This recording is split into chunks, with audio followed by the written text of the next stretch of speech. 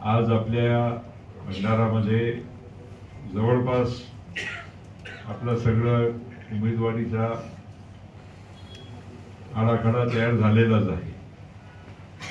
काही 1-2-4 ठिकाणी काही नाव बाकी असेल ते पण उद्या नक्कीच आपण फायनल करणार आहोत आणि अधिकृतरित्या आपण फक्त एकच अजून उमेदवारी आज जाहीर करतोय ते सुषमा सुनील साखरकरची।